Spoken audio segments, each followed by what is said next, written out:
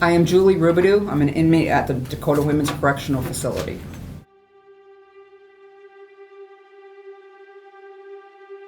This building was not intended to be a prison. It's not. I mean, the staff is great here, but for us that are serving long-term sentences in a basement, it's not designed for it. It's just not designed for it. And we're constantly subjected to sewer smell downstairs. And it's not adequate housing, to say the least. There's an influx coming in. It's constant, and they're only on the outside. They're not looking in. We're here, so we know what we're here against every day. Where we live at downstairs in the basement in Horizon Hall. We're going to be getting out. Some of us are going to be getting out, and I truly believe that there needs to be more programming. You can do all the other stuff, but the programming, we need updated computer classes. There is so much that we need.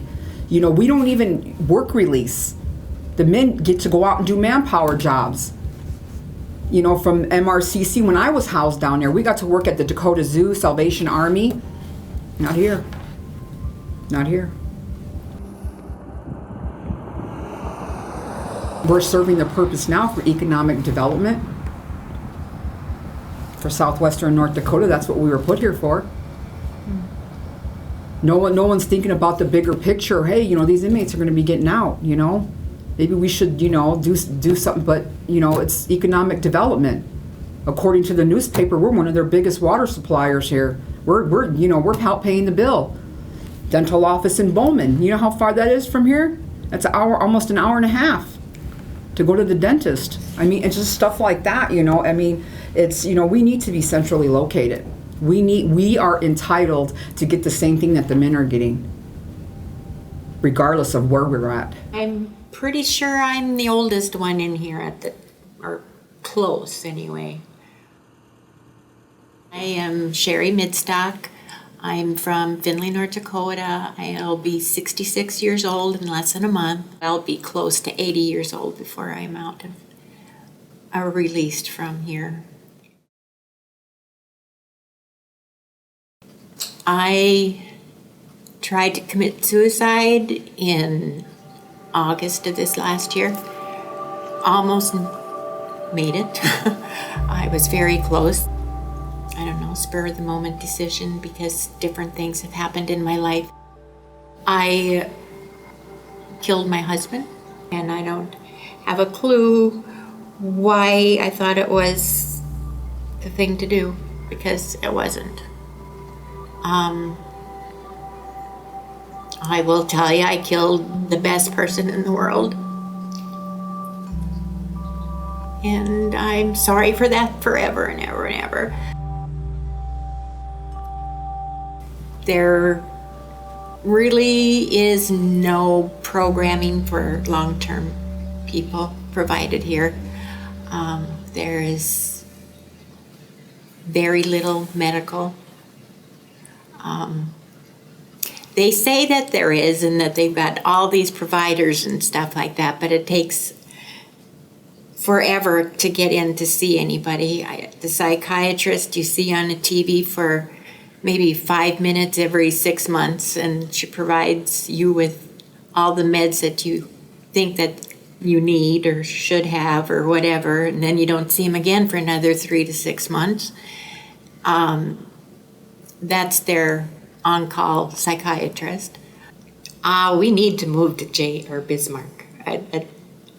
There is 100% all of us want to move to Bismarck.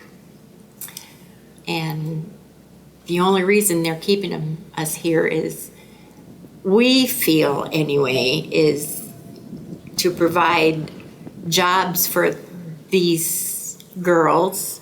But a lot of these COs and stuff come from Bismarck, Dickinson, they drive. I mean, it's an old Catholic school that we live in.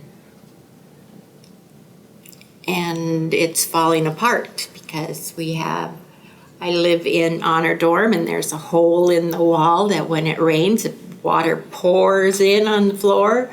Or if the dishwasher in the kitchen overflows or the garbage disposal plugs, we get rain coming into our rooms and on our beds. And we've had garbage come up through the drains in the bathrooms multiple times. I know one time they had shredded carrots, and that whole bathroom shower area was full of shredded carrots. And we took squeegees and brooms and whatever we could find because the plumbing is shot. I just know I would love to be in Bismarck where my family can come and see me as a day trip, if nothing else, or just an overnight trip. But that, to me right now, is the most important, is to be able to see my family. My name is April Burgum, and it's 22307. I'm in here for methamphetamines.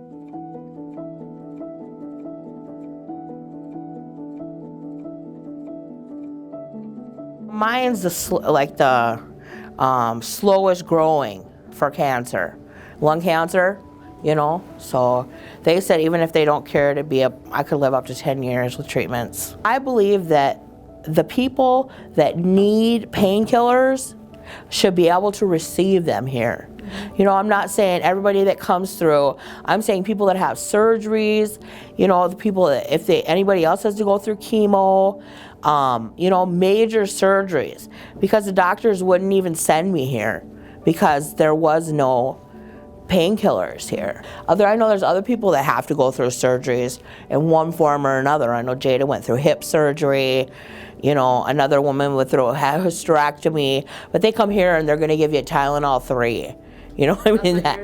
That's what they did, and the doctors wouldn't even send me here at first until, I just stay in the hospital longer because they said there's no way they're going to send me here when I have no form of pain relief. There's no mental health care counselor. I don't know if they get to move it or even if they have it here, like a mental health care counselor that we can go and talk to all the time. And the mental health care for, she's only on once a week and she's on through a screen. And with a turnover rate, you know what I'm saying? There's more people that need to be addressed, whether they can go 2 times a week, you know what I'm saying? Where that lady can get on the screen 2 times a week and address more clients. Yeah, well, I know we have addiction counselors, but them aren't the ones that can help that are trained for the abuse issues, whether it's sexual abuse, physical abuse, abuse by a partner, mental abuse. You know what I'm saying? I'm Kimberly Cox. I am 45 years old and I'm here for possession of methamphetamines with the intent to deliver.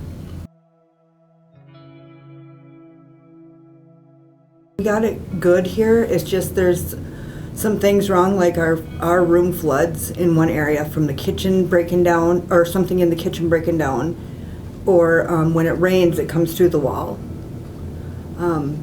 Sewer backs up every once in a while. But they really, they treat us pretty good here. I mean, we got things that I don't think other prisons can do, like the food and stuff like that we can order, the frozen food, but like medical, I don't think that. I was at one point crying out for help, and it took me almost 2.5 months to see a psych doctor when I found out that we didn't even have one. One quit. And I got to the point where you got to watch what you say or you'll end up in the hole naked in a turtle suit. But I was to the point where I wanted to take my life, and they knew that. But I wasn't threatening to kill myself. I was scared that I was going to. I was scared to that point, but it took about 2.5 months to see a psych doctor. This May, they're going to reassess me. If you're doing good, there's a program that we're on. It's called Pilot Program. I don't know. It's anything. anything after 7 years, I believe. If you got a sentence after over 7 years, that they put you on a pilot program, and if you do good, don't get in any kind of trouble and stuff like that, they'll reassess you early or possibly move your parole up. So I'm hoping for that. My name is Cassandra Ayala. I'm 28. I was living in Minot. I've been incarcerated for 8 years. I'll be incarcerated for 19 and a half years. I got arrested when I was 20. I'll get out when I'm 39. Do you have family in Minot? Yeah. Did they come and visit you? No. It's too far away. I was living there for quite a while. It's where my mom is, and you know. But your mom is, do you talk to her at all? Yeah, I talk to her on the phone quite often, but it's just too far away. I don't never get visits and stuff like that. I think this place needs a lot of improvement. Like, the building is decrepit, horrible. I think the medical is extremely pathetic. When I first got here, I asked for one-on-one counseling, grief counseling, something, and they don't really provide that kind of thing. Either you go on medication or you deal with it. I don't want to be on medication. I don't need medication. I just want to, and I don't take medication, but that's really their answer for a lot of things, and it's like masking a problem. It's like putting a Band-Aid on something. It's not going away, I want to have a career. I want to be what I've always wanted to be. I want to be someone who has a house and a nice yard and a job and, something I love to do. Like, I just want to be a normal person. So what is your thoughts on moving this facility to Bismarck? I think it could be very beneficial, but then again, it makes me wonder because there's not much that I really know about it. It's not like they're really telling us anything, But I know I would probably get more visits. I feel like a lot of the staff here don't want us to move because I don't think they want to move with the place, so I feel like they're scared to lose their jobs. And I think they're not caring what's beneficial for us or what could help us. I think a lot of people come here and it's a job and they leave and they get paid and they don't care. They don't care that this is our life and that most of us need help. Like the return rate is extremely high. I wonder why though. Why? Because people are coming here, sitting here and leaving, and they're not getting, this is not a rehab center, they're not getting any help. They're not, they're coming in and out and in and out and in and out, and I think things need to change. Regardless if we stay here or move, I think things need to change. I'm Jennifer Lanter. I'm 25 years old. I'm from Florida. I was living in the Grafton Park River area in about 2015.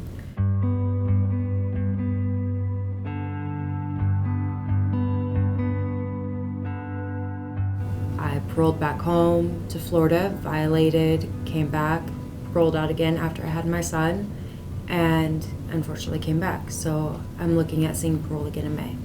I like it here, in all honesty, as best as you can for prison. The staff, they're awesome. They really are. I haven't had any problems, but that's just for me. There are girls that do, but to each his own. It's a lot better than county jails, that's for dang sure. So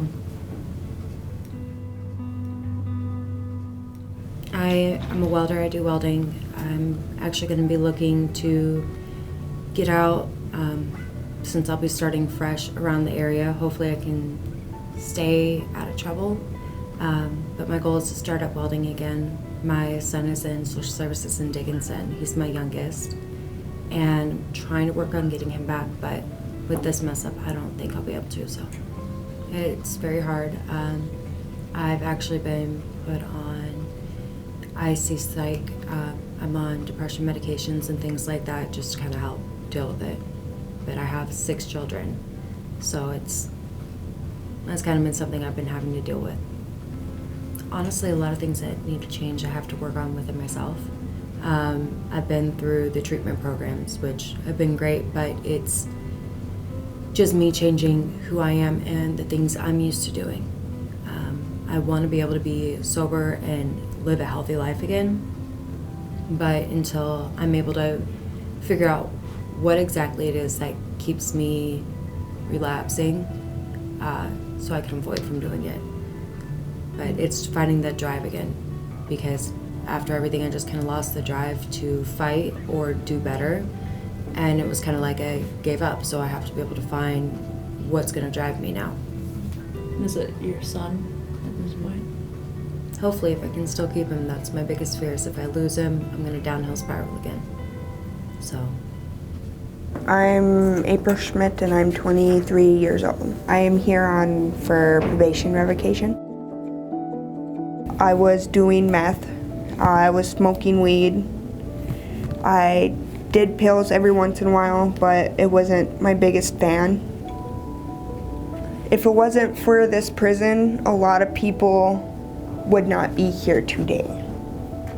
What I believe at this time is it's my time to try and get myself back on track, because I want to be able to be living.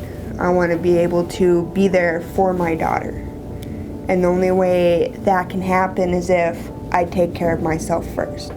It may be 2-3 years before I even get my daughter.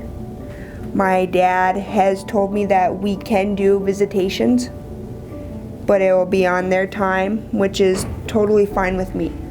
Like, say, video chatting, I can do that. Even talking on the phone when she gets older.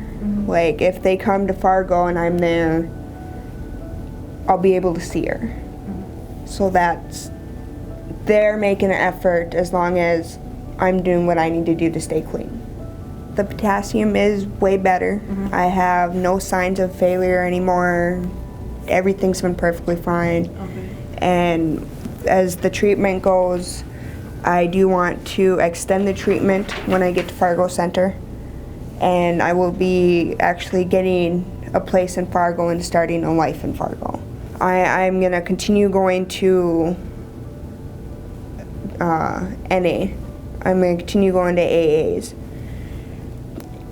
Church on Sundays, everything possible, plus working. I do want to go to college for a 2-year degree. So if I just occupy my time with stuff that I want to do, positive, I will be successful. When I say prison literally saved my life, it literally saved my life.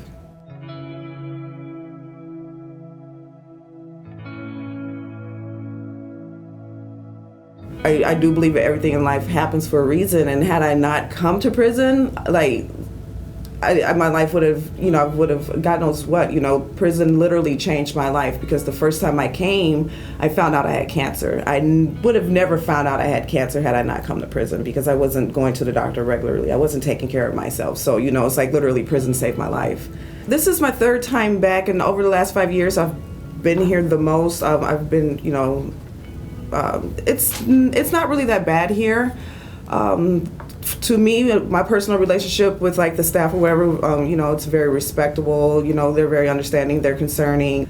So much shade is being thrown on this place, and it's like, it's not that bad. It's really not. If we were to literally go to some of the other states and to some of their prisons or whatever, we would be in shell shocked. It's like, we should take this time and not bicker about the things that we like. Oh, bad medical. Yeah, right. I feel like we have really good medical. Like, are you really taking care of yourself on the streets, or are you just trying to, throw people under the bus? Or, it's like, this place is not bad. Or, and if it's like, for example, certain things that the building's not up to code, well, let people know. How can people fix something if we don't know it's broken, type thing? So communication, I feel like, needs to be more, better. But it's not bad. Like, the staff is good. It's, I don't know what people are expecting. I don't know. I've never been to any other prison, but I'm not trying to go either. Like, I'm comfortable here. I have 2 children. They're out in Washington State right now. Okay. One, my oldest has been adopted out, and my youngest, I'm fighting to get her back right now. It's a tough battle. Whether I get my daughter back or not, I'm moving to Washington. I'm at that point in my life where coming to prison, really, I've done a lot of soul searching. I've done a lot of growth. I've done a lot of just everything around the board. You know, just coming to terms with life on its terms, and it's just like I'm ready, and you know, life in here kind of stops, and life out there continues to go on. So people have like their lives and what they do or whatever. So you know, I just continue to do my part to reach out, and if they want to, you know, respond, then that's great, and if not, then I just continue on with my time.